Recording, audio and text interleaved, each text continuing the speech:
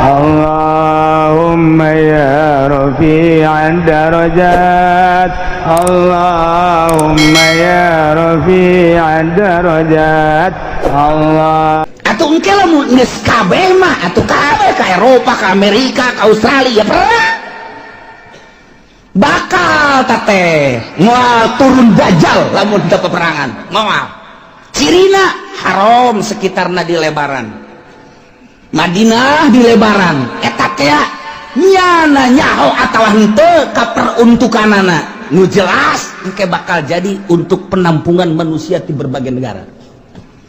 Wah, ribut lah, kacau di unggal negara Irak teureun-eureun, Iran teureun-eureun, Suriah, Mesir kabeh.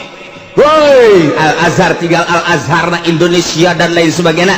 Hayang nyalametkeun diri ka Mekah ka ditu. Didesak pemerintah Arab engke supaya membuka lebar-lebar bagi urban di berbagai negara. Sebab geus kacau lah luar biasa. Hese. Geus teu bisa diredakeun, ABRI bagi dua, polisi bagi dua, berbagai kekuatan bagi dua. Aduh hantem rakyat nu milu jeung ieu nu milu jeung ieu ribut. Hayang salamet agama ka Mekah. Mekah mah diamankeun jeung Madinah sementara. Kadari itu kajeun ngampar ge di dinya kajeun teuing, ngampar ge di. Terus mantap kudu dilegaan. Kurang mah barang dilegaan ingetlah sejarah hadis Kanjeng Nabi. Wow, tereh berat. Tah ke dajjal lah turun. Wah, kaunggal negaranya nama hiber dajjal mah. Jelema hayang emas cokot batu. Asal siap percaya aing pangeran. Di mana negara, daerah nu eueuh cai aing datang ka dieu. Tepak doang nya. Timbul. Wah, cai culcer. Asal siap mangelanan ka aing. Aing pangeran ayo. Jelema iman geus ipis. Sementara kiai anu balalager nu balener geus ka Mekah di dieu geus eueuh nu ngelola di unggar nagara kabeh tinggal sumuhun dauh jeung sumuhun dauh boro-boro engke ku dajjal kakara ku dukun kebul bae ku ari geus sumuhun dauh ku kebul ku dukun bae geus sumuhun engke mah komo ku dajjal jelema dipaehan hirupan deui pangeran kos gitulah dajjal dahsyat jasan nu mantak urang dibere doana ku Gusti Allah benta salamet tina al-masihid dajjal selantaran wah jelema gelo kabeh iman ka dajjal teh pangeran jelema hubu dunia hayang dunia naon bae dicekel jadi dunia nu hayang emas jadi emas hayang duit jadi duit hayang motor jadi motor ku hari bang kredit engke mah hayang emas ya nio datang siapa naon hayang Avanza berem Avanza ngajogrog siapa naon ieu mah cenah hayang hartop aya tuh di ditu tuh aya los cokot ku sia tuh hartop teu leumpang akina rusak atuh geus bacot hayo sih hayang awe watu jelema ngagayok eta lah nomor kahiji dajjal nomor kedua setelah dajjal nuzul Isa turun Kanjeng Nabi Isa ngan aya anu nyaritakeun memeh dajjal ieu adalah Imam Mahdi heula geus teu kuat kabeh ngadoa Gusti minta diturunkeun Imam Mahdi aya jelema kasep kemudian salat teureun-eureun Allahu Akbar pas di makom Ibrahim Allahu Akbar. Nu wani ngaganggu urang Arabna urang mamana ge ku harismana ku kasepna gagahna Allahu Akbar teureun-eureun salat bae sapoe dua poe tilu poe mulai suara-suara aya nu kasep salat bae di dinya mulai diperhatikeun ieu tanda-tanda ieu bener dajjal kakarak begitu mana salam dicekel ditanya manis lu teu daek ngajawab sangaran teu daek ngajawab kabeh nyebutkeun ente dajjal ente Mahdi teu daek kakarak maka subuh wallah ente Mahdi kakarak ditangkeu perjuangkan Mahdi ilah Mahdi nu bakal jadi kesatria eta bakal non istimewa mah berjuang melalui Imam Mahdi mantap kuari geus loba tuh di Cikupa aya Mahdi hiji Tapi tukang main gapleh teh mah di bojong mah di hiji teman niruan sendal bae deui. Si madi macam-macam madi. Di akhir zaman bakal aya 10 tanda kiamat. Hiji dajjal, 2 dabah, 3 khasapun bil masyriq, gempa di wetan.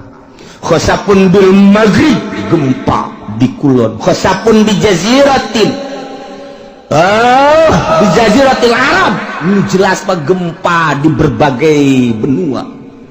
Benua Asia, benua Eropa, benua Afrika, benua itu Amerika, gempa di mana-mana bakal terjadi. Eta tanda geus tereh deukeut ka kiamat. Ditambah deui jeung dukhon aya haseup unggal negara engke bakalna. Ngan haseup tersebut teh poang gede-gede nama engke di Timur Tengah. Bakal aya haseup kadeuleu ku kabehan geus teu bisa ditahan tanah haseup. Unggal negara ge aya haseup, ngan haseup eta mah pohara dukhon eta mah. Datang ke poe sadunia poe ku haseup eta. Ieu tanda geus tereh datang ka kiamat. Tambah deui nomor ka-7 tuluy samsi magribiha. Muncul panon poe ti kulon. Tambah deui Ya'juj wa Ma'juj ke-8.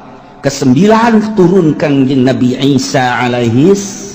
Nomor ke-10 bakal aya narun takhruju min adan tasukun nas ilal mahsyar. Sono ieu mah bakal ti adan. Wah, luar biasa. Kuari mah kakarake seuneu fon doang. Fon teh naon kira hartina? Tuh, siamanya hobay kan? Ya osok neuleuh meureun. Fon. Ieu dibawa di negara ka negara terus aya nu nasional aya nu internasional diiring ku kabehan. Wah, dipuji-puji. Eta teh buatan Yahudi jeung Nasrani. Ngalambangkeun bahwa seuneu teh sesembahanna baheulana. Nu kuari diagung-agung dunia nyaho kabeh. Engke mah bakal aya seuneu sadunya kadeuleu ku kabehan lain diiring-iring. Bahkan ieu mah bakalna seuneu teh ngiringkeun jelema ka mana bae ditutur-tutur terus jarak geus. Dibalikeun ku Gusti Allah. Masya Allah kan. Nah, iya. Bakal terjadilah seperti yang tadi dijelaskan. Demandak Imam Tabrani nyaritakeun di sana di Nabi Zar gol Nabi sallallahu alaihi wasallam. Kangjeng Nabi nyarita dina hiji poe atadruna aila tazhabu hadhihi syamsu. Mane nyaho ka mana ieu panon poe leumpang? Iza gorobat di mana surup ka mana coba hayo? Qalu cak sahabat-sahabat Allahu wa rasuluhu alam. Gusti Allah sareng Rasul anu maha uning. Cek Kangjeng Nabi inna tadhabu illa mustaqar. Nyana leumpang ka tempat cicingna tahtal arsy dihareupeun aras. Panon poe ta unggal poe asal surup aya di handapeun aras. Tidinya manehanana fatakhiru ngejungkel sujud ka Gusti Allah. Unggal poe ta panon poe teh kos kitu bae ta. Unggal poe takhirus sajidah pada tazalu kadzalik. Lamun ku Allah dican dititair tapi urang parje balik deui dina hesiji. Eta manehna sujud bae bersyukur ka Gusti Allah. Cak Allah udang panon balik deui ka wetan. Sakumaha biasa. Unggal poe asal datang ka handapeun aras sujud cak Allah udang. Aya balik deui. Dari kitu beta. Masya Allah teu eureun-eureun. Datang ka kuari masih keleh kitu bae. Bakal terjadilah engke eta panon poe teh ku Gusti Allah lain titah kana tempat biasan. Fa idza aradallahu ayutli'aha min magribiha abisaha. Ketika Allah nitah ka panon poe titah muncul di kulon diantepkeun heula panon poe teh. Henteu titah hudang ku Gusti Allah teh. Diantep datang ka kebel panon poe kok teu titah tanggah-tanggah aing kok teu dititah hudang aing cek Gusti Allah kok diantep kieu ye datang ka nanya panon poe teh ka Gusti Allah ya Rabbi heh pangeran abdi inna masiri ba'id lalakon abdi teh jauh ieu kok diantep kieu ye kumaha cek Gusti Allah itla'i min haitsu gorobat kuari mah maneh muncul di tempat nu maneh suruh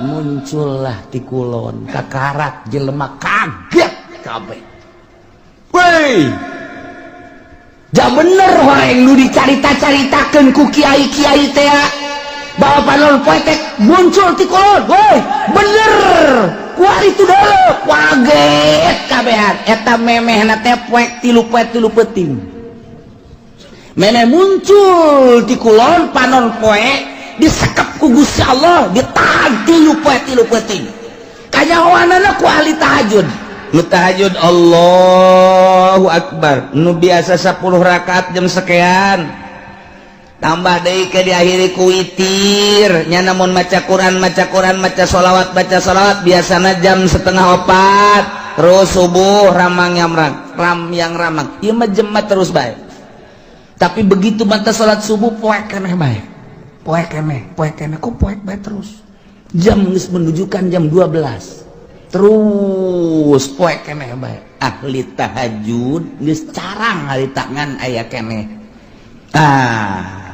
cik ahli tahajud ieu mah aing kudu ulah eureun-eureun terus ibadah ka Gusti Allah lantaran ieu mah poek lain sambangan salat dengan Allahu Akbar Allahu Akbar geus dua peuting yakin ieu muncul panon poe di kulon Allahu Akbar terus bae nama salat Allahu Akbar teu bisa ditanya ku sieun-sieunna bener baik katilu poe kakarak teret di kulon nyana ngadoa fakbidni ya Allah abdi mah paehan bae Gusti dipaehan ahli Allah mah kabeh geus teh mah disimpen ku Gusti Allah nah ieu salah sahiji tanda kiamat adalah muncul panon poe di kulon Allah karim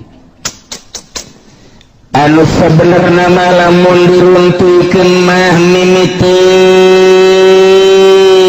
dajjal heula kuari diunggal negara ribut moal eureun-eureun Irak terus-terusan Yaman bakal Iran kitu keneh jadi ancaman Yahudi kemudian atuh kitu Suriah geus teu eureun-eureun Turki kitu keneh diurang ge kuari bintik-bintik da geus aya lain lalagaan lantaran ieu henteu berkesinambungan rakyat jeung pejabat sebab geus nyahoan bahwa negara urang dikendalikeun ku Amerika rakyat anu paham mah ieu teh naonan kieu yeunlah berbagai organisasi baik organisasi Islam maupun organisasi non Muslim dan lain sebagainya untuk membenahi negara tapi tetap bae negara teh lain embungeun dikendalikeun ku Yahudi pan bintik-bintik peperangan kajian kumaha ge jelema anu geus mantep dina Islamna dianggap teroris diperangan bakal kajian kumaha ge pokoknya jala biang terorisna terus teureun organisasi Muhammadiyah jeung NU teu nyaman teu harmonis tambah deui ku HTI teu nyaman teu harmonis tambah deui ku Hurut teu nyaman teu harmonis tambah deui ku EPI teu nyaman teu harmonis padahal mah ngomongna mah kabeh demi kemaslahatan umat matak naon atuh nyana duduk bersama benerkeun ta pamarentah tapi kan teu bisa lantaran dikendalikeun ku Emrik mah bisa geus kajian kuku mah hage ieu mah geus lalakon kos kieu bajak kuari ge presidenna teh geus nyaho aya teh dipilih ku ahli pemilihan geus aya si eta kok bisa kos itu bae pengendalian mah nah engke kan mulai riwuh-riwuh organisasi jeung organisasi tos mulai ayeuna ka parlemen terus iya ribut lah pasti bae ribut engke nyabelah rakyat jeung pemerintah, sebab pemerintah dikendalikan ku Yahudi, tidak berdiri sendiri. Rakyat mun dikendalikan ku Yahudi atau ku Amerika, timbullah engke bakalna tentara bagi dua, polisi bagi dua, ribut pasti di negara. Irak model kos gitu, Iran model kos gitu, Suriah model kos gitu, nu kuari eukeur bae, Mesir, Suriah seperti gitulah. Ieu wayang Amerikana teh disetujuan ieu teh ku rakyat teh hayang nyieun sorangan nu mandiri. Kemudian geus aya di dieu boga lalakon. Ieu Amerika, ieu jelema ribut lah, rakyat bagi dua, polisi bagi dua, ABRI bagi dua. Mesir model kos kitu. Suriah model kos kitu. Ieu kuari pemilihan di Irak teh lantaran ieu teh buatan Amerika, rakyat embung, bom sing jelembur. Suriah gitu kene, iya kami mah yang iya isulah ke orang, kieulah. Sementara isu nu datang ke orang, informasinya geus teu murni, sulit. Lantaran Gus Dur lagi eueuh, nusok mere informasi murni. Kuari dikendalikeun ku batur, hanya 25% nu datang ke orang informasi teu bager. Hese nyarita urang, ribut nyahona urang mah silih tembak di Suriah, silih tembak di Irak. Kayak bakal ke Indonesia seperti itu. Moal henteu ieu mah bakal jasa, bakal jasa. Matak nu kolot mah geus bae eta mah untung jasa. Untung kunaon cenah Kiai? Moal perang nya ka buruh paeh heula. Untung. Can bogo itu. Bakal. Henteu bisa henteu bakal jeung kuku mah jasa sebab naon? Sebab kabehan ge di luhur teh geus teu bisa dibenerkeun. Teu bisa dibenerkeun. Baheula teh nyieun negara demokrasi di negara urang, oh masalah geus, padahal mah kiai nu nyieunna kan 90% muslim, eta mangan 1% teh eta mah Kristen di urang teh. Bilung ekor hasil perjuangan anak, oh masalah geus demokrasi. Tetapi untuk keputusan-keputusan hukum dijieun lah mui atuh ku ari muin age pandeg dirantai. Nah kumaha eta teh jang naon? Jang supaya hukum-hukum Islam teh ngeunaheun disteril ku mui. Geus ditoslan lah ku mui. Urang damai hirup teh. Ketika aya hukum-hukum Islam, geus aya perwakilan urang melalui Bahsul Masail angsongkeun ka mui. Jadilah engke keputusan mui kan ngeunah ku ari muina dikendalikeun ku si itu. Ya kumaha atuh? Mata geus pi perangan teh lain di Suriah, lain di Mesir, lain di Irak, lain di Iran, lain di Yaman, lain di Turki, lain di kitu berbagai negara-negara Islam nu keur diobok-obok di Indonesia kitu keneh. Atuh engke lamun geus kabeh mah atuh kabeh ka Eropa, ka Amerika, ka Australia perang. Bakal teh moal turun dajjal lamun teu peperangan. Moal. Cirina haram sekitarna di lebaran, Madinah di lebaran, eta teh nyana nyaho atawa henteu ka peruntukanana nu jelas engke bakal jadi untuk penampungan manusia di berbagai negara. Ribut lah, geus kacau di unggal negara, Irak teu eureun-eureun, Iran teu eureun-eureun, Suriah, Mesir kabeh.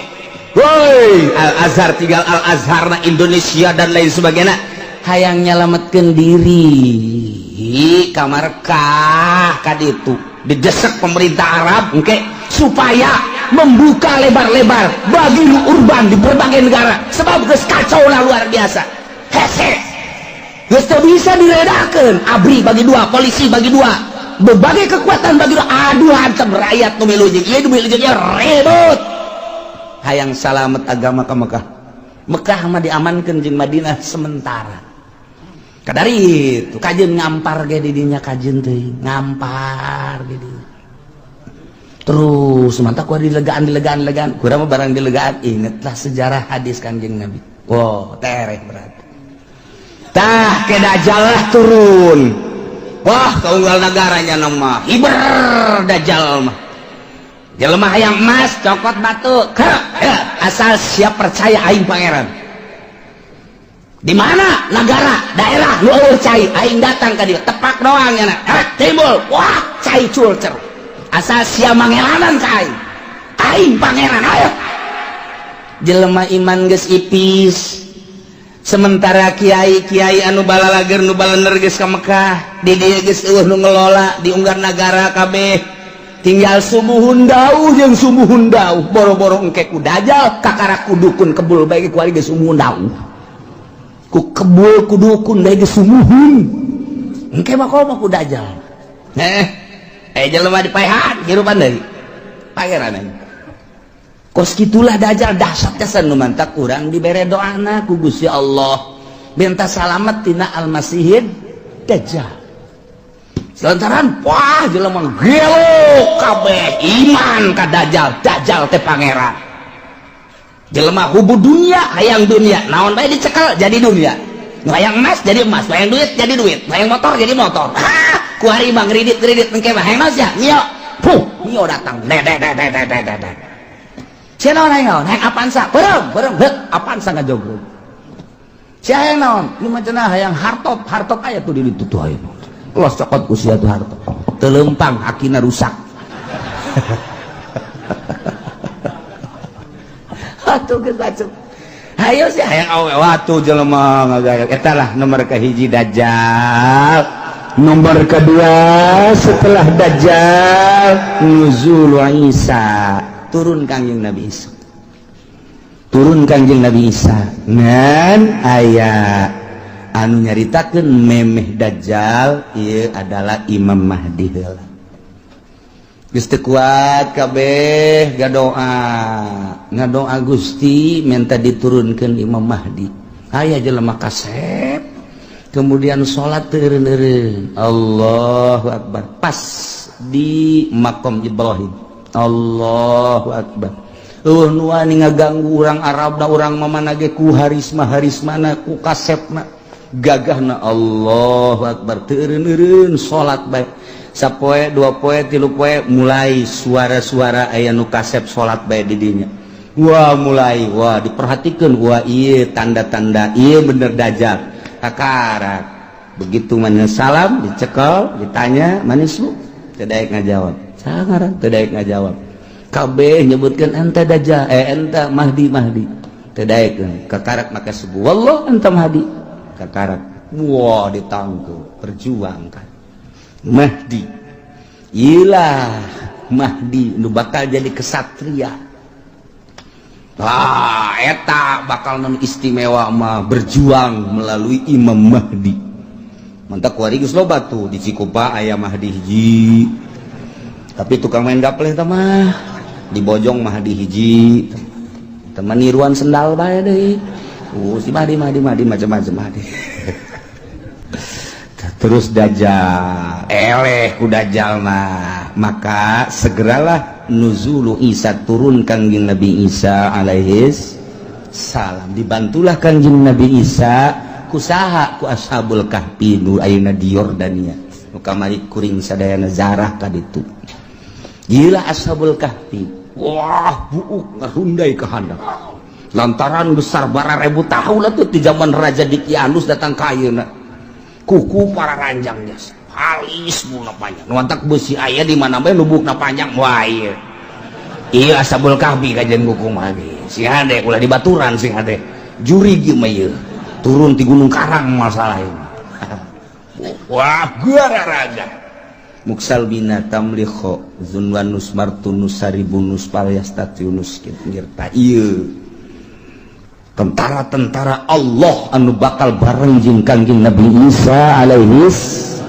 dajjal diudang ku Kangjeng Nabi Isa umpat ka mana diudang terus eleh lah ku Kangjeng Nabi Isa Kangjeng Nabi Isa dakwah di dunia Masya Allah istimewa jasa terus Kangjeng Nabi Isa dakwah saha nu nyaritakeun bahwa kula pangeran batil bohong goblok cak Kangjeng Nabi Isa kula mah sakadar utusan Allah mata kurang lamun nyaritakeun kos kitu teh jelas kunaon ku ari pangeranan mantak pada tahun 300 sekian musyawarah konsili disebutna mun baheula konsili mun di urang mah muktamar para penggede begitu muktamar ngejelaskeun ieu teh untuk memutuskan apa Isa itu adalah Tuhan jadi dituhankeunana teh ku uskup-uskup eta teh hasil konsili jadi berarti hasil musyawarah jadi nganunggankeun pangeran ngamangerankeun ka Kangjeng Nabi Isa teh adalah pada tahun 360 sekian ta eta teh meunang hasil muktamar Jadi masyarakat supaya nyaho bahwa pangeran teh Isa hasil muktamar disebutnya konsili keblon. Aya pangeran urang pangeran kan ju. Ayo geus urang pangeran mantap aya sababaraha muktamar anu hadir di dieu henteu milu ngamangerankeun ka Isa dibunuh pan. Dibunuh eta tetep Isa pangeran. Jadilah datang ka kuari Tritunggal. Engke Kangjeng Nabi samarah. Saha nu ngajadikeun aing pangeran? Aing Rasul. Anu kuari ngajalankeun syariat Muhammad. Aku aya da jeung Kangjeng Nabi urang. Mulai malah kawin Kangjeng Nabi sapan baheula teu kawin, da ieu kuari mah kawin ke bakalna turun ka dunia, nyana dakwah terus. Jelema istimewa kabeh iman. Nyana kawin ngan teu lila Kangjeng Nabi Isa diangkat deh maot Kangjeng Nabi Isa. Mulai kacau deui ya. Ngan nu baragus geus mulai ku Gusti Allah langsung aya angin seger asal ngambe angin eta pae asal ngambang eta maut nu ibadah ka Allah marah maut ya Allah ya Rabbi tinggal Cameron bakukul geus luar biasa bakukul deui belah tidinya turunlah Ya'juj wa Ma'juj. Urang lamun nyarita dina Al-Qur'an aya Ya'juj wa Ma'juj anu dibendung ku kitu Zulkarnain. Urang mun maca surat Kahfi aya. Ke dihareup bakal dongeng Ya'juj wa Ma'juj nu Kangjeng Nabi waktu Kangjeng Nabi tas Isra ningali bendungan imam kitu raja tersebut ieu geus sagede kieu tah. Sedangkan iya dekaluar bisa gede kieu cak Kangjeng Nabi engke bakal gede di akhir zaman bakal kalaluar di badak kalaluar Ya'juj wa Ma'juj terus bae ngadaharan naon aya bae manusia di dahar hewan di dahar suagua rupa di dahar wah Ya'juj wa Ma'juj mah ieu mah tangkal kayu sok bala di daharan bae ieu datang anu pohara geus mantak baheula ku Zulkarnain di bendung ge raja sadunya Raja Zulkarnain dipuat dina Al-Qur'anul Karim ngan eta bendungan Raja Zulkarnain teh ya nu kuari di laut mana nah ieu ditelusuri ke berbagai ilmuwan dunia seluruh benua Asia, Afrika, Amerika, Eropa, Australia ya urang teangan coba bendungan Zulkarnain teh di mana ieu sebab Ashabul Kahfi kanyahoan Kangjeng Nabi Syuaib kanyahoan dan lain-lain sebagainya kanyahoan urut Kangjeng Nabi elut kamari laut mati aya kanyahoan kabeh aya ieu teh di dunia nu aya dina sejarah nu di Quran teh aya kabeh kemudian piramid aya Firaun aya dan lain sebagainya aya ieu bendungan Zulkarnain ieulah anu encan kapanggih datang ka pardetik ieu nah tapi geus mulai kuari kanyahoan geus mulai berbarengan jeung kanyahoanana kapal Kangjeng Nabi Nuh teh kuari teh aya keneh kapalna aya keneh kapalna mesin deuk urang kada itu hayu di mana cenah Kiai lah sia mah diajak ka Banten ge hararese komo ka ditu atuh di Gunung Arat teh di Turki tah eta teh di luhur gunung aya setiap jelema nu kadinya teu kuat paeh jalan luhur melalui udara tetep bae teu kuat didinya geus digambar saat orang didinya aya peninggalan kapal Kangjeng Nabi Nuh alaihi salam judi nah geus kapanggih eta tinggal ieu bendungan Zulkarnain nu diditunan di bendung ieu Ya'juj wa Ma'juj di mana ieu bahkan ilmuwan alkohol Amerika pernah asup ka hiji daerah nya ge kaget kok hewanna kok sarari ceulikna lain irungna lain bahasana lain tak eta teh nyada kaget di dunia aya hewan seperti kieu yeuh teu kajawan jalaga di mana tapi ketika jana perem ngadengela suara azan Allahu akbar Allahu perem tak aya di daerahna deui berarti eta dibukakeun hijab mata asup Islam eta jelema eta asup Islam loba jasa di Amerika anu menemukan di Inggris, di Belanda, kemudian asup Islam. Loba, ieu mah keur carita hayang mengetahui tentang bendungan Zulkarnain. Geus kapanggih aya sababaraha menemukan buah ieu cuman buah doang. Ketika aya seseorang anu menemukan hewan seperti itu apa ieu Ya'juj wa Ma'juj teh, maka manehanna ngadenge suara azan. Kemudian bentak geus lain didinya deui. Tah eta teh negara-negara kos kitu teh loba urang ge. Kuari ge urang nu ka Banten aya nu aju ka dulu istana kerajaan. Eta berarti diajak ka negara itu. Kamari aya deui nu liwat ka dinya bae. Oh, aya kerajaan di daerah dia diketos bae kerajaan ketos. Raja jurig newo-newo meureun tah. Jawab. Ieu da ieu urang kan kuari. Ieu teh kuari urang teh aya 3 dimensi urang cicing di dieu.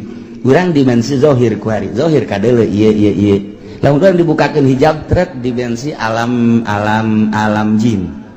Alam jin. Lamun waliullah dimensi alam hakikat, bakal kanyawan hakikat. Jadi ieu teh sababaraha dimensi. Urang mah lantaran urang mah sapira urang, atuh nu kadeuleu ieu deui. Kapangi ieu deui. Mun mingguan ka dieu jeung tukang uduk deui. Eta dimensi urang mah.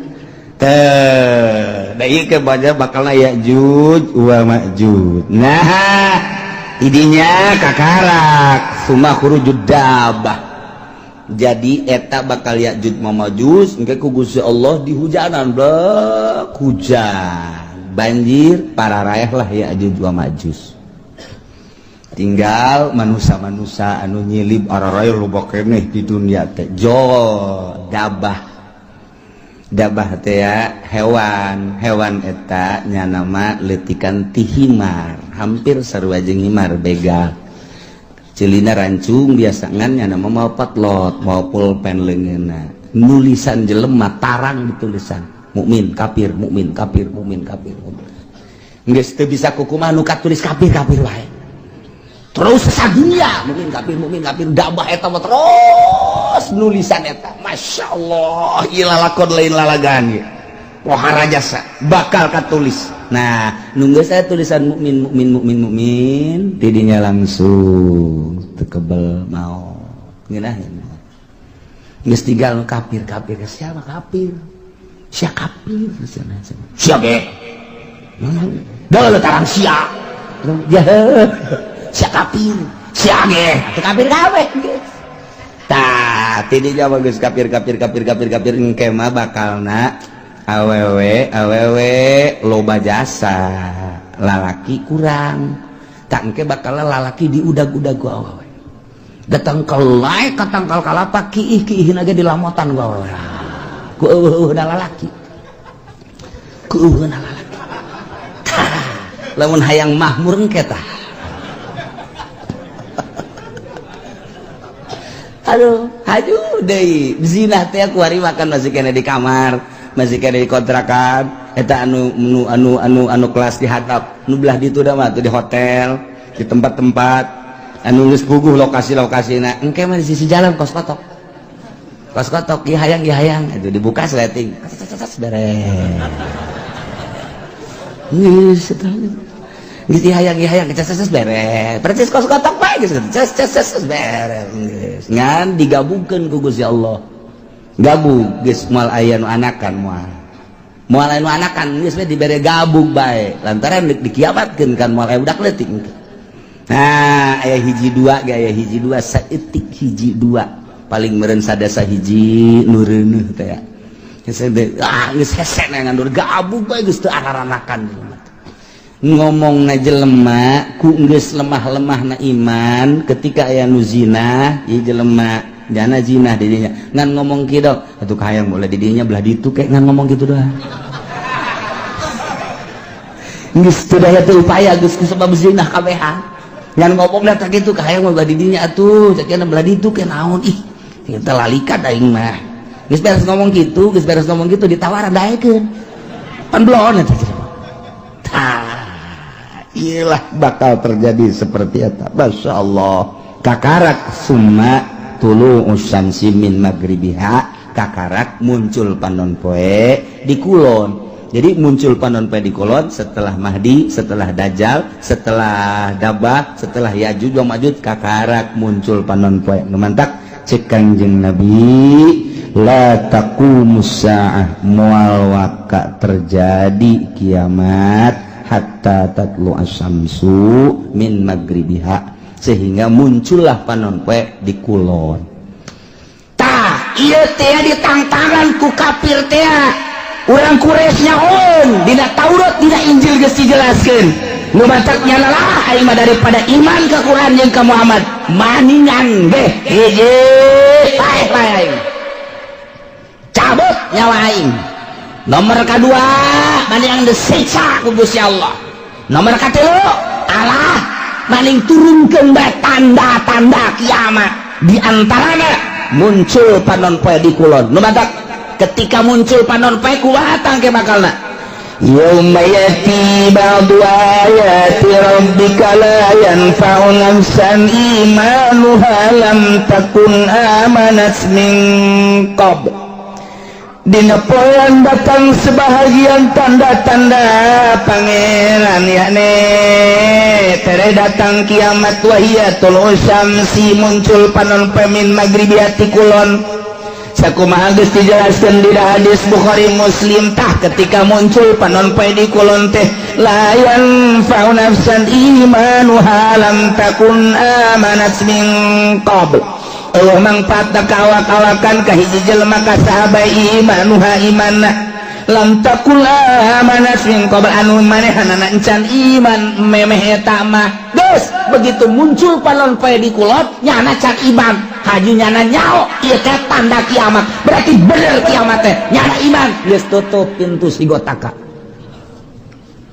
teu mangpaat sama sakan jujung kelan nyana asyhadu an la ilaha illallah wa asyhadu anna muhammadar rasul geus tutup taman geus tutup bae pokona asal muncul panon poe di kulon geus tutup syahadat tinggal syahadat zikir tinggal zikir jelema kabeh bakal neangan masjid kege tandana masjid eta adalah hiji aya kubahan dua aya menarahan tilu aya tihangan masjid mah mantap pake tihang bae tanda masjid adalah tihang engke di akhir zaman ditareangan eta ngan geus ese neangan masjid geus areueuh lantaran dibongkaran model di urang ge kuari keur dibangun masjid di berbagai negara di berbagai daerah di berbagai sudut dibangun lantaran masih keneh nyaman jeung aman nu ibadah loba keneh di akhir coba engke namun terus dikendalikan ku Amerika nu jadi gubernur Jakarta kuari Ahok lamun aja Jokowi naik Ahok kafir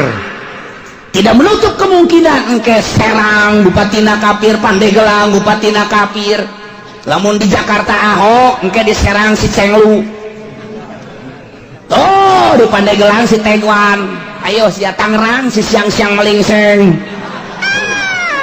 guys udah beres kabeh ayo siang mangkaning deui tuh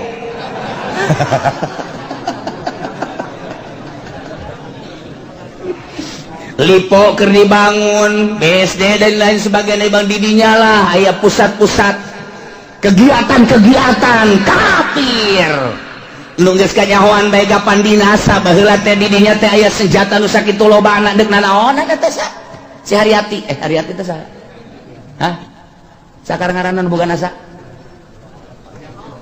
anu tangkep teh pan sia nyaho pan babaturan sia Hartati tempat loba senjata didinya ente mah teu nyaho mantak dirahasiakeun ku pemerintah bongkar waduh aya naon ieu sementara di Jakarta kuari gedung kedubes 12 tingkat Amerika jang naon eta lamun lain boga cita-cita nu teu hade hei emang kumaha gitu ieu teh ada kristenisasi anu lain lalagan sementara pemerintahan urang kuahe kiai nu aya di ditu kuahe 4 kali neu kumaha deui atuh lain teh diperjuangkeun jak geus kiayana ya otomatis lah kafir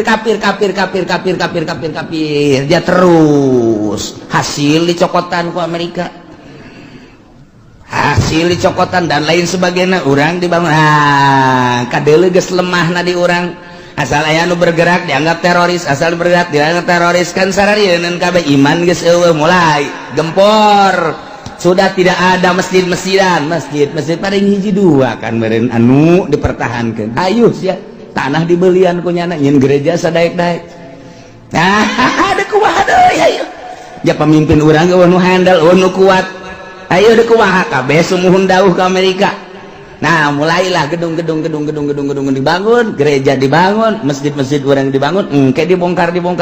Nah ini mah cerita singkat nah bae lila kene eta mah urusan kos kitu mah sebab eta mah melalui masa-masa wah peperangan dan lain sebagainya bakal perang teu kumaha henteu bakal jasa. Nah nu mantak kolot urang baheula engke mah bakal perang deui sia ngan urang mah baheula kolot urang nyaritakeun ejen kulon sakar kulon baduy jeung baduy padahal mah baduy teh horeng eta siloka baduy teh cak kolot baheula eta teh nu bakal diperangan jeung urang nyana nyahoeun ka jalan-jalan horeng Amerika eta baduy ngaranna siloka kolot eta mah jatuh perang jeung baduy malah sabira baduy nah tuh horenganan cak kolot baheula tong ke mau baduy terus kalau nggak lembur nuluan jalan orang dongeng munjing kolot kos gitu engke bakal orang diperangan waduh baduy usahawan orang Amerika ku ari teh geus boga satelitnya na urang leumpang ka mana we ngising ka mana we geus kanyahoan satelit Amerika teh geus kieu bae nang haye sia jepeni de ka mana lompat sia haye ditembak sia ku aing ngan cak Amerika moal ditembak paeh ti heula ge satelit geus kieu bae hayo coba urang gambaran letikna boga urang internet deh hayang nyaho daerah anu trek pencet asalnya ho bae urang blokna pencet jauh pencet jauh salah mencet waduh sempak sial sial salah mencet aya kiai itu salah mencet lain sial alhamdulillah kitab anyar cenah ieu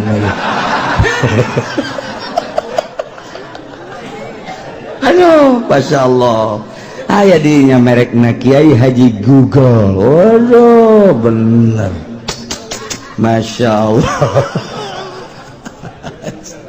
di akhir jawan nggak saya kuah coba ya lalakona nah engke begitu muncul panon poe ti kulon kakara kabeh maca syahadat neangan masjid geus eueuh lantaran ciri masjid teh aya kubahan aya menarahan jeung aya tihangan kuari masjid geus teu make tihang geus mulai kan kuari ge masjid teu make tihang masjid mah make tihang minimal 4 kuari geus teu make tihang geus teu make wah cenah geus eta bahkan aula nu kos itu mah abe fungsina babari cenah main badminton bisa didinya main bola bisa, didinya main takraw bisa, kemudian main gitu tenis meja bisa, dan lain sebagainya bisa. Tak jadi berarti fungsinya gue selain multifungsi deh mas 10 fungsi. Tuh, etalah. Saya senang masjid syahadat tinggal sana. La yanfa'u nafsan imanuha lam takun amadat min qabl. Aya paedah. Jujung kelan. Kafir-kafir kabeh para maca syahadat percaya ieu teh kiamat lantaran panonpet timbul ti kulon tetep teu aya mangpaat. Aw nafsan lam takun kasabat fi imaniha atawa awak-awakan anu tatadina manehanana teu pernah ibadah teu aya mangpaatna nyana iman nama ka Gusti Allah cuma teu pernah salat teu pernah puasa harita mulai tobat ka Gusti Allah la tanfa'uha taubatuha teu mangpaat tobatna geus bae doraka bae sanajan nyana tobat tutup pintu si gotaka tobat-tobatan hari itu nisat Masya Allah kul bejakeun Muhammad intaziru tungguan gitu ahada haril asya nu tadi diceritakeun tanda-tanda deukeut ka kiamat timiniti dajjal mahdi dajjal ya'juj kanjeng Nabi Isa kabeh datang ka muncul panonpet tungguan bejakeun tungguan engke bakal cak Gusti Allah ku aing diayakeun di akhir zaman bejakeun tungguan aya hayang kos kitu mah terek iman ka anjeun terek iman ka Al-Qur'an tungguan kege bakal imam muntadirun tuan bakal kapanggih kege Masya Allah diawali engke kuloba perjudian permabokan jeung perzinahan engke mah hese neangan parawan nu asli teh hese kabeh mun geus kaum deuk dikawin teh nyana bebeja geus pernah zina hese geus kabeh waduh luar biasa urang mun nyaritakeun perzinahan ku ari ulah kudu di Amerika di Inggris di Belanda di Perancis di Jerman ulah negara kafir geus jelas di urang ku ari siswa sekolah Bandung Surabaya hese nyaritakeunana di kontrakan jauh ti indung bapak cacak aya di hareupeun indung bapakna nu ditalingakeun sing hadesya reuneuh bae komo jauh ti indung bapana iman kurang duit kurang deui jang mayarkeun kontrakan atuh pan nangkarak nah kumaha deui kenapa pan nangkarak atuh ieu saya yang penting ada yang bayarin kontrakan sakena teh enggak bagus gitu kececes beres eta ya kececesan segala. Masya Allah. Nah iyalah caritaan ku parkures menang tangan ka Kangjeng Nabi teu percaya ka Kangjeng Nabi jeung ka Al-Qur'an endahan manehanana nang tangan hayang paeh lah hayang datang siksa lah hayang tanda-tanda kiamat cak Gusti Allah geus bedakeun Muhammad ka manehanana tungguan ke bakal datang urang kuari geus ditungtung kuari mun ditingali sejarah target akhir zaman geus darareukeut jasa sebab tanda-tanda deukeut ka kiamat geus aya matak geus bae kuari mah urang mah sakadar ngaji ieu mah supaya nyaho jang naon jang supaya urang bisa mengendalikan diri abeh urang salamet fid dunya wal akhirah lantaran hese deuk dikukumakeun ge ieu mah geus bae urang jeung urang jang urang bae geus urang rapih ke anak urang di akhir zaman mah kuari geus teu boga TV teu boga HP teu ngridit wali geus sakitu ge geus peangan coba nu teu boga HP hese jasa aya cenah kula teu boga kiai benar sia leungit can meuli deui laon panteman henteu timbul ti nurani atuh kiai bae boga HP da 3 kiai nu hiji diceuli nu hiji diceuli nu hiji diirung laon bantah kiai atuh komo pedagang atuh masyaallah eta mah terserah ieu mah keur nyaritakeun karusakan nu warokna mana na ieulah urang ngaji supaya nyaho horenganan karusakan teh geus darareukeut jasa urang salametkeun diri urang eueuh nu leuwih karunya ka diri urang iwal ti diri urang salametkeun diri urang pamajikan urang anak urang luruskeun menuju Allah Subhanahu wa ta'ala innal ladzina farraqu wallahu a'lam wa ati'ullaha wa ati'ur rasul wahai mukminin sing narurut maraneh kabeh ka Gusti Allah Allah tegas ngainstruksikeun tadi titah ngajauhan mabok jeung judi titah ngajauhan ku Gusti Allah teh kana patung jeung azlam adu nasib teh ku Gusti Allah diinstruksikan melalui wahyu ka Kangjeng Nabi urang Kangjeng Nabi Muhammad sallallahu alaihi wasallam sok Muhammad Rasul aing nyampaikeun ka sia intina titah nurut ka aing cak Allah wa atiullah wa atiur rasul tuturkeun rasul lantaran rasul mah ucapanana lainang di dirina la yantiku anil hawa in huwa illa wahyun yuha moal nyarita haram kecuali parentah aing moal nyarita wajib kecuali parentah aing moal nyaritakeun sunah kecuali parentahan aing dek nyampaikeun ka sia teh lantarannya ka sia ngan hese aing teh nyampaikeunana melalui saha ge kecuali melalui rasul diutus ku aing seorang rasul Muhammad ngaranna tuturkeun ku maneh anuti ku maneh perintah Allah awas terutama dina mabok jeung judi jeung patung jeung azlam nu opat teh tadi na ieu mah dijelaskeun wahdaru cek Gusti Allah hati-hati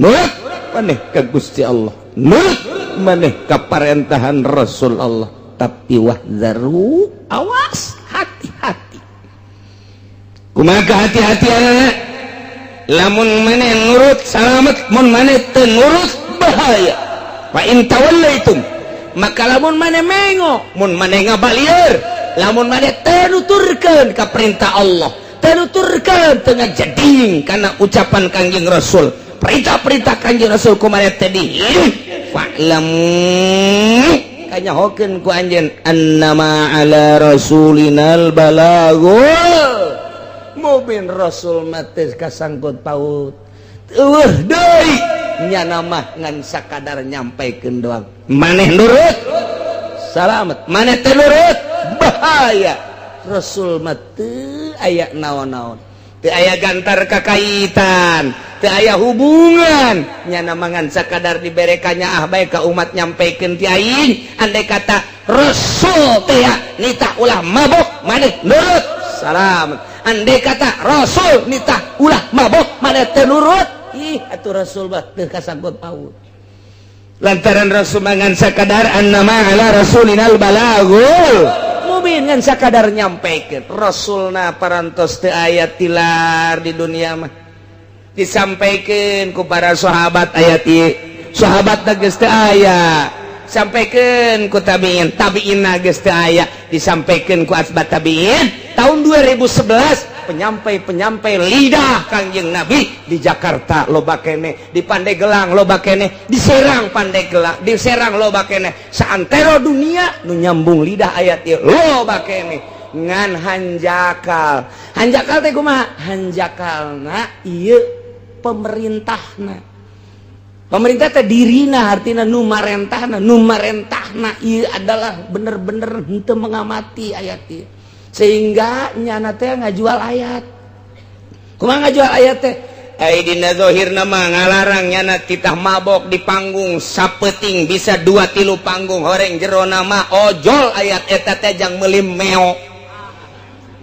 Moal teurak kajen ku kumaha ge. Aya jelema nu mabok didakwahan ku kiai model kos kitu, teuk ceuli datang ka teurak we. Moal teurak. Naon sababna? Lantaran ojol tah mah ojol ayat. Nyana ngaluarkeun ayat susuganan mancing, lain mancing supaya menang hidayah, tapi nyana mah mancing supaya dapurna ngebul. Mal beres. Nu mantak lantaran ojol deuleukeun geus maotna. Deuleukeun cek Imam Ghazali deuleukeun geus maotna we. Trek we kiai nu sok dakwah maot. Maot misalnya ieu, maot. Aya eueuh nu zarah umat kadinya. Ternyata eueuh. Apakah teu wauheun? Wauh. Apakah teu akrab? Akrab. Kunaon embung jarah? Pan nyana baheula dakwah, ag dakwah na ge dibayar ieu gua aing. Ojol namanya nama dakwah. Eueuh karasa. Tapi lamun nyana tilok ojol ku dunya, maot. Masya Allah. Nyana pernah datang ka imah aing nasehatan. Dibere mah dibere tapi teu maksudna nyana. Itu maksudnya angan kos gitu cek pemuda teh Masya Allah keur aya nama urang teh ku sasalaman ge kana sehatan ku neuleuna ge kana sehatan komo lamun geus ngajina kana sehatan emang teu maksud ojol jeung dunia geus maotna jelema daratang ka makomna hadiah ka makomna ziarah ka makomna deuleukeun geus maotna mun biasana ojol jeung dunia pet bae eureun moal aya nu inget teh. Eta teh rahasia anu luar biasa, terrahasia anu luar biasa. Maksudna Imam Ghazali dek garitakeun keikhlasan jelema deuleu geus maotna bae. Nu mantak urang zararah katua ka naon kitu ngaranna ka Maulana Hasanuddin ahli ikhlas. Urang ngajarahan ka Maulana Yusuf ahli ikhlas. Urang ngajarahan deui kitu ka mana kana jadi ka Kiai Asnawi ahli ikhlas. Asal ahli ikhlas jelema ku Allah digiring-giring ditaku saha eta zarah. Aya nu ngagiring-giring eueuh di lembur urang aya jawara paeh hayang urang jarah kadinya atuh henteu pancena sok nganasehatan nganasehatan gatunya mah marah aya kiai maot teh henteu dijarahan ku muridna acan muridna ge santrina ge teu jarah-jarah acan sangheuk bawatna teu bisa dibobodo nurani mah kunaon eta baheulana jago mah ngajago ngajina hebat mah hebat ngajina cuman ojol jeung dunia lamun ditanya kunaon sih teu daek jarah henteu lah kunaon emang pan ngadidik sia atuh ngadidik ge bae lah aing sok dipentaan pentaan asal aya anu ngaji bae tah murid aing sing ade eta hancengan aing teh sing ade nu nanya masalah bae jadi murid oleh kaum mana teh sekali nanya sejutanya nyen pondok menta, nyen majelis menta, ojol teten kos kitu ngaran. Mal beres. Nyen kudu nyen majelis manyanana atuh. Aya masyarakat teh nyen majelis aya nyana meuli apaan sa? Eta goblok kiai di Singapura kos kitu eta.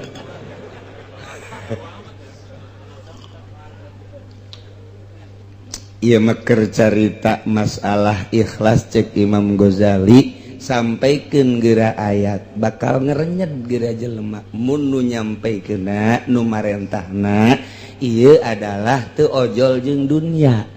Sok wahai para pemuda nyaahan diri maneh jamual ngora bae jeung sing hade isuk pageto teh anjeun bakal maot sedengkeun maot teu ngolot teu kolot teu ngora eureunan geura-geura mabok ku sakitu bae nyanana teu boga pikiran hayang dibayar dakwahna aya bae 2-3 man eureun sanajan nu maju aya 10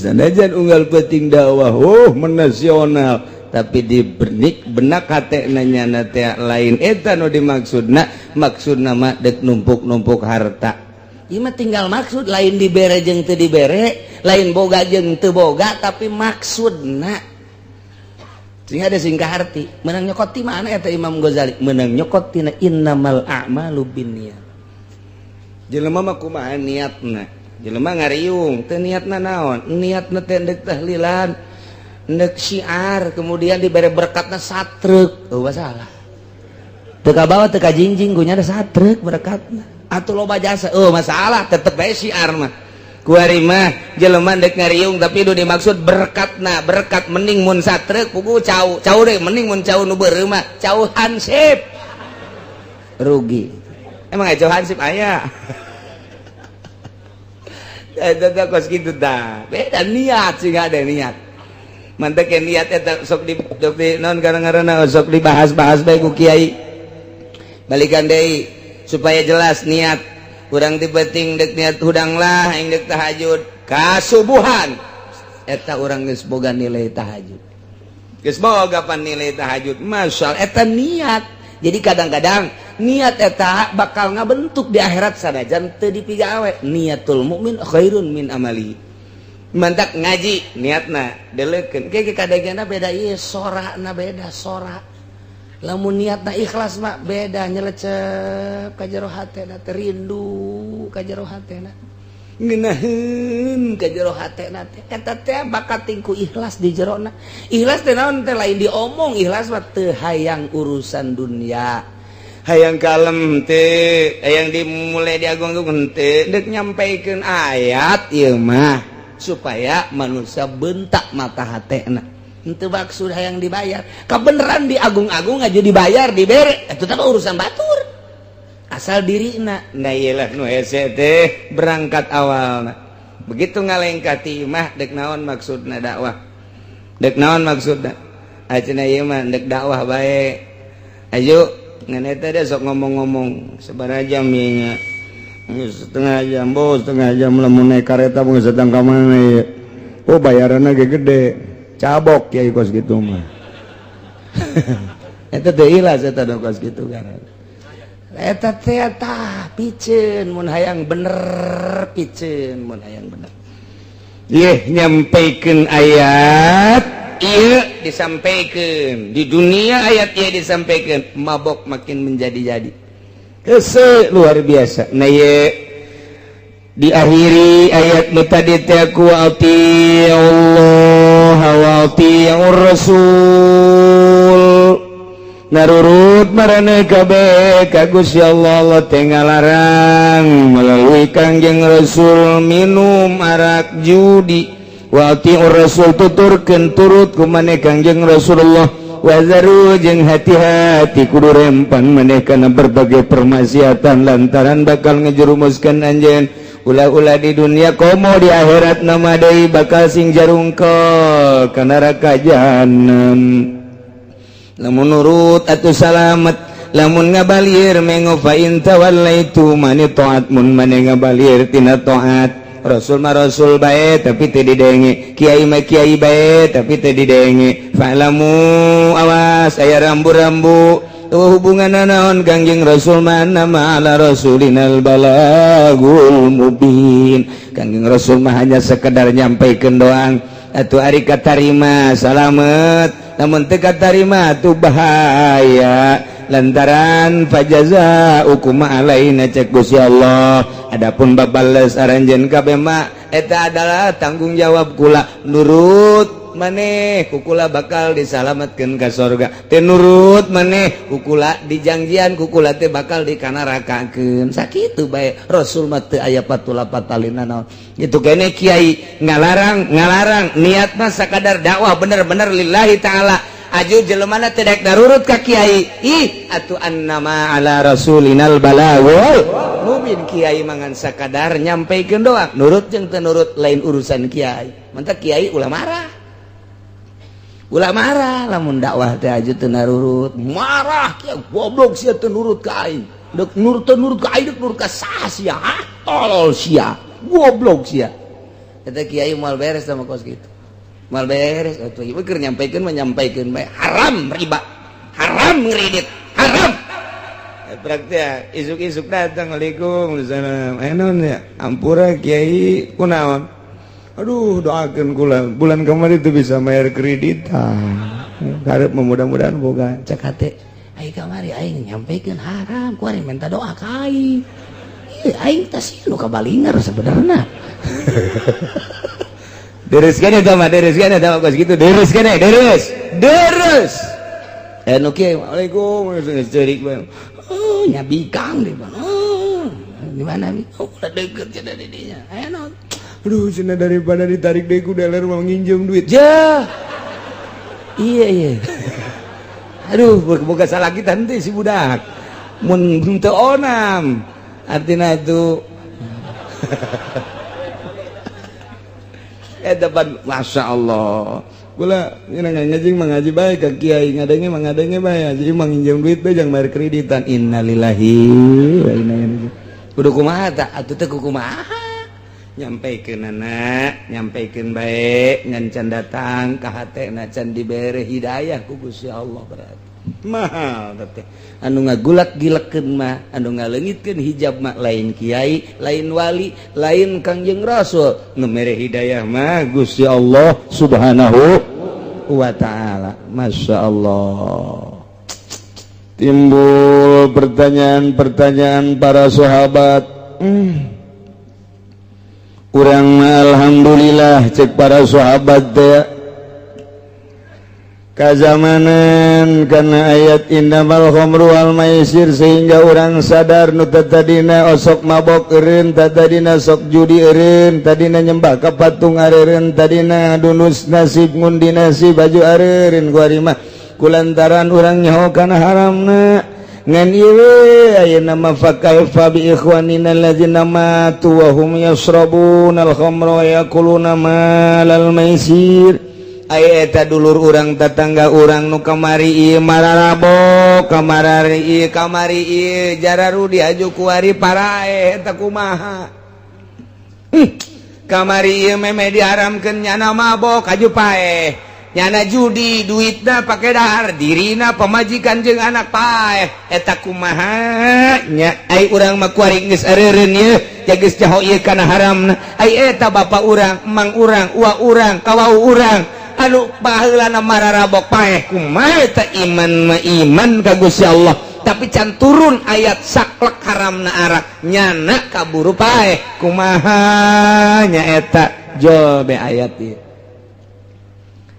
laisa 'alal ladzina amanu wa 'amilus solihati junahun fima ta'imu إذا ما اتقوا وآمنوا وعملوا الصالحات ثم اتقوا وآسنوا والله يحب المحسنين cek Gusti Allah laisa 'alal ladzina amanu wallahu alam bimuradi teu aya tetep ka jelema nu ariman ngimankeun geus amilus solihati bahkan beramal soleh junahun dosa teu kadosaan fi mataimu dina sagala rupa hasil nu kumanehanana di dahar lamun dina arak mah kunyana diinum nginum arak wal maisir hasil daripada judina kunyana di dahar dirina jeung pemajikan keluarga eta mapan qoblat hari memeh diharamkeun artina jelema nu baraheula iman ka Gusti Allah jeung Rasulna bahkan nyana ngamal soleh ngan encan turun ayat kasaklekana haramna diharamkeun nginum arak jeung judi kemudiannya nakaburu maut cek Gusti Allah laisa junahun teu dosa alal ladzina amanu wa amilus sholihat bagi jelema nu ariman terus amal soleh fima ta'imu dina naon nu kunyana nu diinum arak diinum hasil judi kunyana didahar asal idza mattaqau wa amanu wa amilus sholihat di mana aranjeuna takwa di mana aranjeuna iman di mana aranjeuna beramal soleh asal iman takwa beramal soleh masalah lantarannya maut memeh diharamkan secara mutlak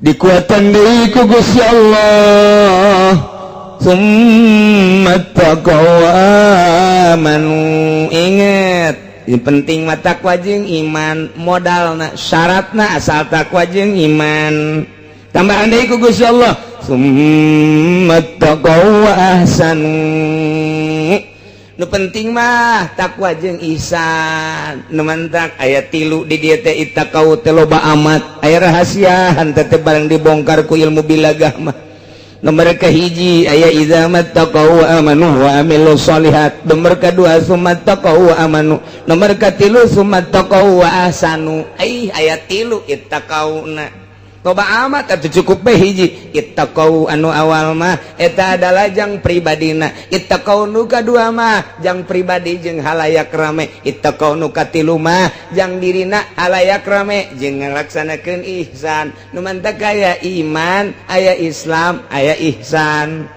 aya syariat aya tarekat aya hakikat selalu kitu bae dina Al-Qur'an teh nu mantak di dieu ge aya 3 ittaqauna ittaqau nu pertama ittaqau iman ittaqau nu kadua ittaqau Islam ittaqau anu katilu ittaqau ihsan nu mantak ittaqau nu pertama ittaqau syariat ittaqau nu kadua ittaqau tarekat ittaqau nu katilu ittaqau hakikat mantak ge ieu aya ihsan terakhir mah ihsan hakikat ye summa taqau wasanu ngan kabelah dieuna istimewa Gusti Allah wallahu yuhibbul muhsinin Allahumma mika cinta jeung mika resepna teh ka jelema anu nyieun ihsan berarti anu ittaqau bi nafsihi masa kadar takwa jeung iman jang dirina masih diproses engke di akhiratna nomor kadua ittaqau anu kadua jang bigoirihi jang bisa merean ka batur nyaritakeun ka batur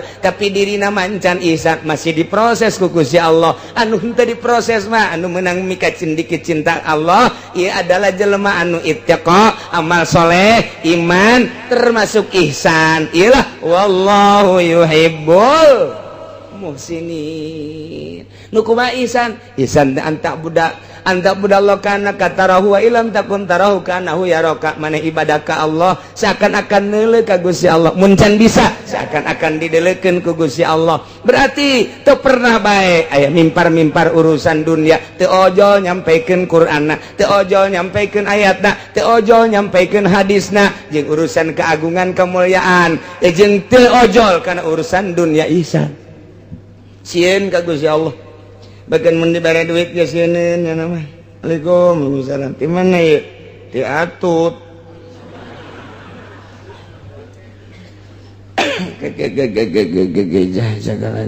ai butuh ieu ka duit teh ngieu teh pan keheulanya halal apa haram kitu ahli Allah kela dieu kala sabaraha duit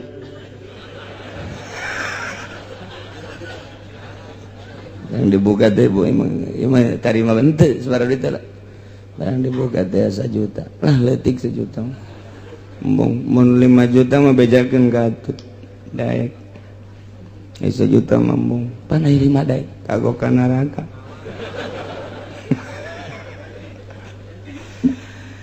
aduh neangan daftaran we cenah daftaran eta naon kadang-kadang KTP maksudna dek di umroh-umrohkeun ini umroh jadi ganjaran apa henteu? Kunaon teu berpikir, masya Allah. Ieu ayat lain lalagaan. Gusti Allah cukup bae ieu teh, make ittaqauna hiji bae. Cek ahli bilagah mun hiji ge cukup. Tapi make ayat 3 ieu teh lain lalawara. Ya Allah ya Rabbi. Maka idza taqaw wa amanu wa amilus solihat. Hiji. Mereka dua, summa taqaw wa amanu. Dua. Mereka tilu, summa taqaw wa ahsanu. Masya Allah. Tilu itakau nage, hati-hati sing rempan maneh, awas hati-hati karena berbagai paharaman jeung permaksiatan. Imankeun ku anjeun beramal, anjeun kana amal anu soleh. Hiji berarti syariat. Tambahan deui ku Gusti Allah, summa taqaw wa amanu. Mentak ka dieu nage make tafsiran Imam Jalal teh sabatu ana taqwa wal iman. Di jerona teh geus tetep takwa jeung iman, ngan kuari ngalaksanakeun nya nanti akana intisari takwa jeung iman, torekat ngaranna, suluk disebut. Berangkat kuari mah lain sakadar iman, tetapi nyana berangkat hate teh supaya bener-bener deket jeung Gusti Allah.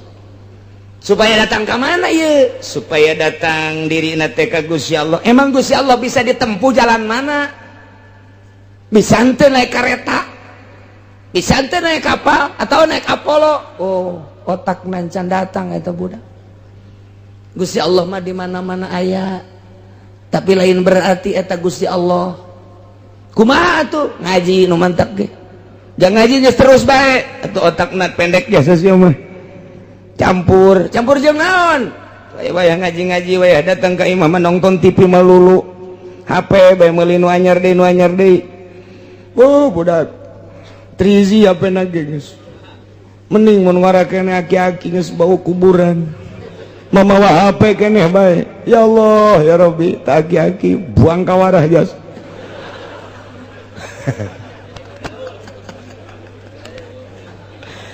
Itu para rantes aki-aki bawa HP Gusti ya Allah nu aku. Ieu pasti aing dipake ka greget ya ku Amerika. Naon sebabna? Perusahaannya apaan? Waduh bahaya ieu cenah kieu ngalarang meuli HP. Waduh, aing nyeunan HP kunyana dilarang. Aing mah ngan ngalarang doang ieu meka. Ya tetep ki ajina ge meuli bae. Ngan ngomong bae heulanan ieu mah.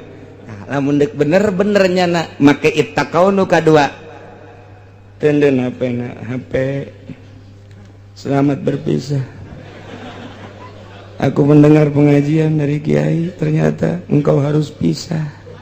Dengan berat hati aku terpisah denganmu, tetapi demi menuju Gusti waduh engkau akan aku tinggalkan. Tapi ai dijual mah moal si HP besi aing hayang deui setengah hate teh jelema teh. Setengah hati kudu nalan ican plus meuli deui.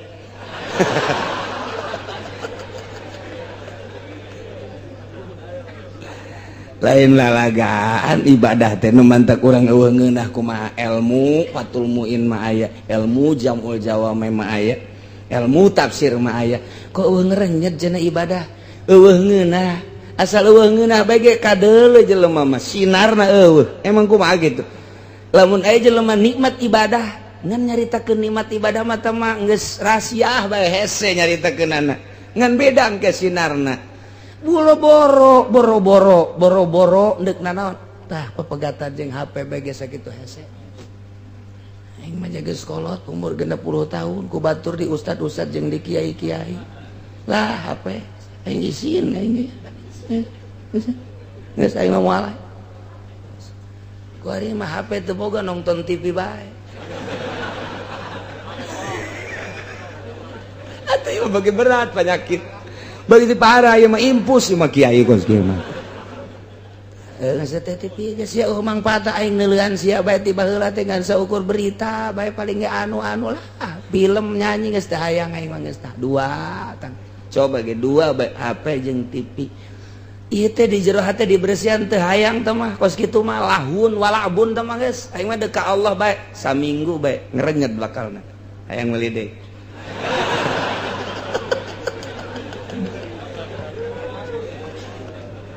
Aduh, menang saminggu dari cokot deui HP. Tidak kuat aku berpisah denganmu. Jaringanku kurang sehingga undangan ngeriung kok enggak ada. Yang biasanya kayak ondo sama kos gitu. teu bisa pepegatan. Dek menuju ke Allah kudu aya anu ditinggalkeun, kadaanan ninggalkeun dunia secara total. Keheureuyan nu kitu bae heula man. Lah cenah disebut ortodok, keun bae disebut ortodok ge tereh paeh ieu. Daripada disebut modern haju paeh, modern kabawa ka ditu hanas ibadah teu ngeunah. Pikir tak ku otak. Ya Allah ya Rabbi. Ye ndek naon ye? Ieu mah keur carita summat taqaw wa amanu tingkatan kedua. Tingkatan kahiji mah eta tadi engke aya proses keneh bae. Allah teh ieu tilu teh aya rahasiahan. Ngan saeutik bae dijelaskeun ku Imam Jalal teh. Coba deuleu tafsiran di kitab-kitab lain tentang ayat ieu. Masya Allah teu sembarangan Allah neunden tilu takror teh. Tapi takrorna teh takror teh budak balik. Takau deui. Mun eueuh rahasiahan moal dipuat di dieu. Tah tingkatan kahiji mah nu tadi teh ya takwa iman, tapi tetap nyana masih biasa kena baik, cuman di mulut tidak sampai di hati. Waduh, sedangkan kan dari mata turun ke hati. Sia ngarora keneh mah kitu. Aku hari mata geus beres tah eta mah geus tah. Wa summat taqaw wa aman pelaksanaan ieu teh. Duh. Anu kamari teh maharim dilaksanakeun. Ku ari mangis menuju ka Gusti Allah lah tah dibere duit ge. Ieu teh saha? Teh anu henteu. Henteu mah rada gede, dek leutik henteu bae kula. Nu lumayan jeung nambahan meuli apa Avanza. Henteu, aing ka teu make Avanza naik angkot aing. Geus henteu bae, cek aing henteu bawa ka ditu. Sugan hayang ditambahan teh hayang soalnya atutna kawin jeung aing. Tare kadang sakit atuh. Misalna lain ti atut bae sarua ti wahidin ge. Ulah. Urang pilih sesuai jeung nurani. Abeh urang di dunia beres di akhirat henteu dicarekan ku Gusti Allah. Ieu mah jang santri, bejang santri. Aya nu lain santri mah teu nyaho nu hukum. Aya jang kiai atuh mimba bi komo. Santri mampan nyaho ieu duit nu kos kitu teh beres. Peureum manta kunaon? Peureum sakedeung deui 2 bulan deui. Peureum. Aya peureum sabelah mata mangintip ngaranna. Aya nu kieu bae can aya di ditu. Can aing kiai. Kubatur mah aing di ustad. Aya anu pae ngundang ka aing, ngariung ka aing, muludan ge aing kaundang. Tapi ieu aing can diambeun meureun nya. Jen can ti kulon can aya, ti wetan can aya. Aing mah meureun kunya lain pajar jelema kadal meureun. Dek ngeunaheun kumaha ibadah. Ikir carita summat taqau. Panyakit eta teh kos kitu teh. Geus HP panyakit, TV panyakit, jaringan-jaringan panyakit, duit nu teu pararuguh panyakit. Lepaskeun geura eta sok kudang peuting. Usolli Allahu akbar. Maaf engke bakal kabayang guru ikhlas urang. Bakal Allah mere kos kitu heula. Tek bae kiai anu mah meureun ngeunaheun soal ayang ke di jero hate. Allah tambah ikhlas. Eta teh dorongan moral anu ku Gusti Allah ditambahan ka hate urang. Naek urang tek komo wali meureun. Allahu akbar. Lain ngahayal, aya ngahayal mah bahaya. Tek bae ka ditu. Kangjeng Nabi mah di Guha Hira sorangan meureun ku nikmat-nikmat teh ibadah. Allahu akbar. Geus ngeunaheun ibadah. Moal bisa lamun aya halang mah. Allahu akbar. Kamari 500. Lamun kapanggiri asana 1 juta ya. Ira ya undangan deui-nya. Hayalanna kos kitu beda. Ieu mah kula mah alal haq bae beda ke pemikiran beda. Allahu akbar. HP nu eta kekerbek. Anu anyar sabaraha duitnya. Buatan Cina sih sabaranya. Cak batur bagus tapi teu rusak. Kajeun lah isuk bae gitu. Moal beres, cak aing moal. Moal, komo aya nu ngahape. Allahu akbar. Ting tong. Saha eta? Iya kana budu aya ting tong. Wa iya kana saya urang mah kitu salat.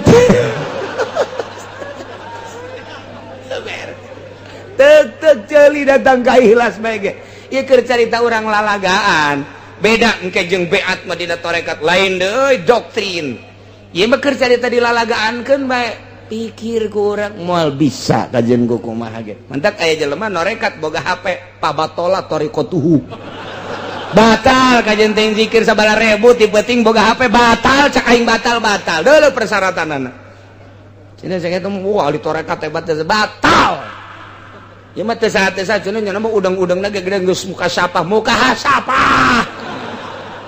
oh bohong deuleu syarat aya 40 persyaratan masyaallah lain haram henteu HP mah TV teu haram zatiahna jatuh najis teu naon teh mah kos kitu mah tapi bagi nu norekat teu meunang badak amun aya kiai hebat sorbanna ge ngangsar ka handap tapi make keneh HP geus ieu mah syariat keneh ieu mah bangsa nu pidatona hayang duit ieu mah nu kos kieu mah geus kabaca ieu mah kabaca ieu keur carita nomor kadua summat taqwa aman lain lalagaan nomor katilu mah geus jadi summat taqwa sanu sieun ka paharaman sieun ka permaksiatan khususna nu opat tadi umumna kuliah ing paharaman kemudian manehanana teh geus ngalaksanakeun perjalanan nu tadi teh kuari mah geus asa deukeut jasa jeung Gusti Allah pan urang teh diangkat jadi wali karas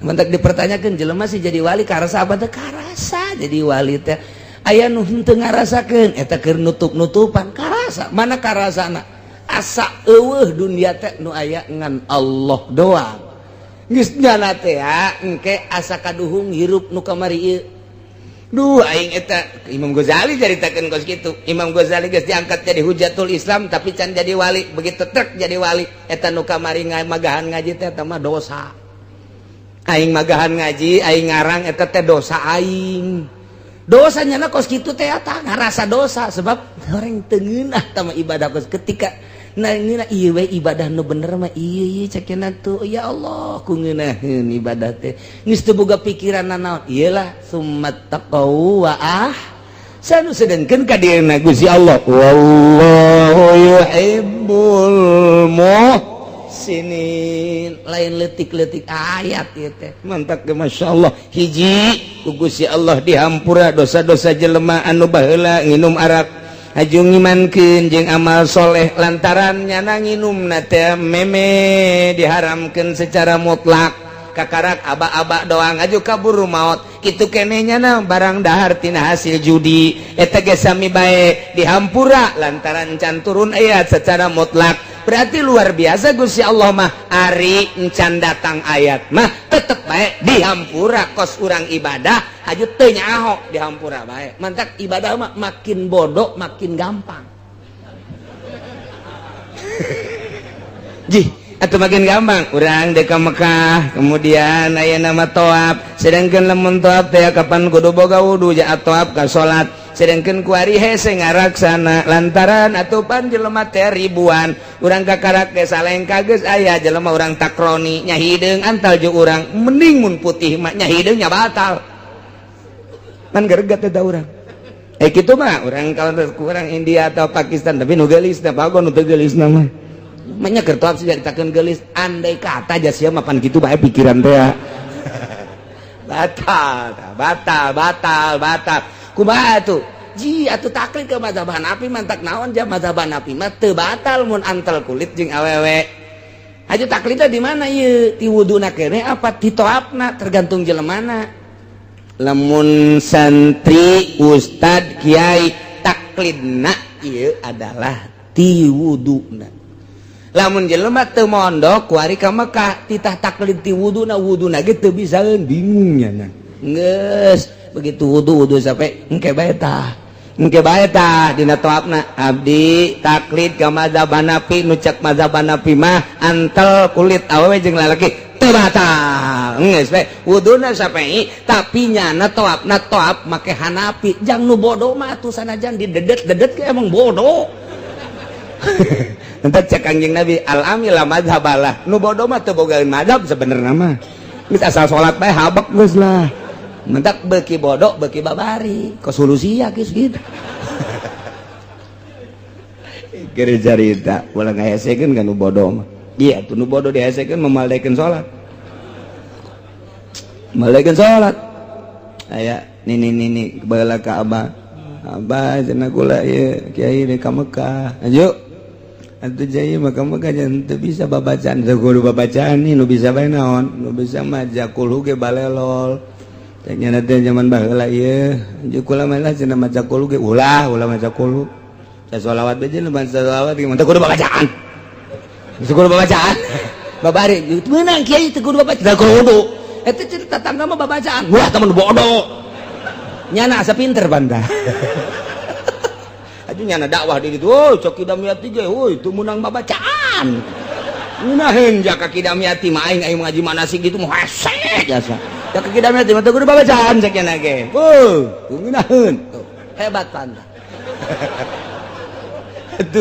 atuh tita babacaan kumaha boro-boro doa manasik kulhu ge balelol aju aduh ulah ka Mekah burung atuh jang sanyanaeun mah asal ka ditu bae muter milu muter saing milu saing geus kucing-kucingan los entek abah-abah babari bae masyaallah ngeunaheun sarua jeung Ki Bustomi mun nanya masalah teh babari bae teh Ki Bustomi ge Assalamualaikum warahmatullahi wabarakatuh. Nah, ka Mekah cenah kula aja teu bisa doana kulo bae kulo. Kulo cek Ki Bustomi teh. Tohap kulo aya saing kulo deui.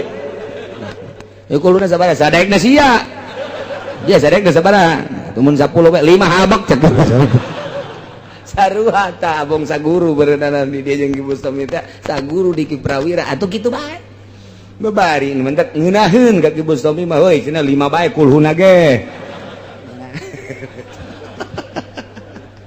eta hartina lain naon kiai teh ngangeunahkeun bae nu bodoh mah dipaksakeun ge hese bae tuh aju ieu si ustad milu ka nu bodoh atuh ulah bego ustad terus ada ustad ti wuduna kene taklid atuh masyaallah tuh geus beda-beda ke derajatna di masjid teh ieu mah bodoh ieu mah santri ieu mah geus ngaustad ieu mah geus nyai ieu mah geus wali atuh beda-beda ngerendeng nyana beda engke tahapanana nganu jelas mah asal menang pangampura Allah subhanahu wa ta'ala tinggal bae pebatalanana ari mazhab Syafi'i mah teu batal ari mazhab Hanafi mah teu batal mazhab Syafi'i hitut batal atuh Hanafi ge hitut mah batal ke sia hitut aing mah Hanafi gitu batal aing ngising nyaonya ngisingnya teu beres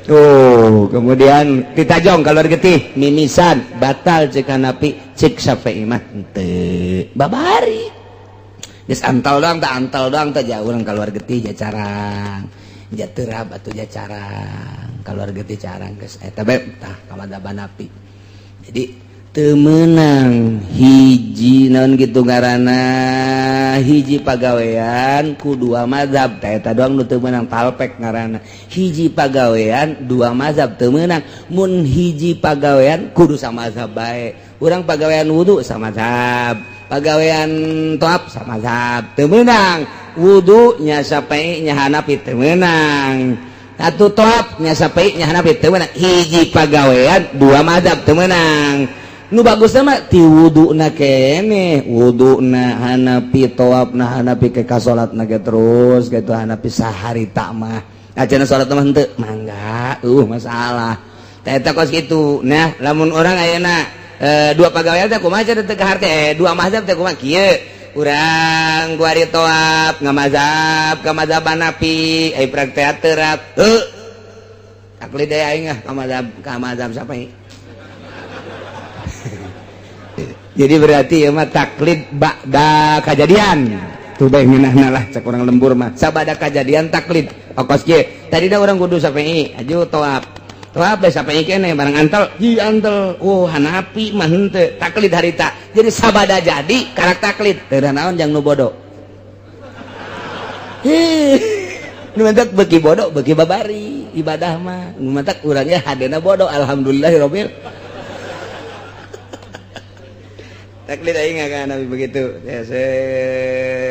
geus taklid dia ka Hanafi ye geus taklid dia ka Hanafi ye urang toab antal jeung awewe teu batal jeung aing mah Hanafi antal teu batal malah Noelnya teu batal abang teu batal Noel gelut sia di ditu mulai keur carita doang teu batal terap baca hanapi batal kan aing ka sapei sampai baca teu batal balik aing ka sapei cenah ge kurang taklid sabada kejadian teu naon sapei geus aing lah pokona mah geus sapei ieu tak wari ieu mah keur carita heulanan keur carita antal je jeung hanapi jeung awewe hanapi ieu mah budak batal-batalna batal-batal modar bereuni mah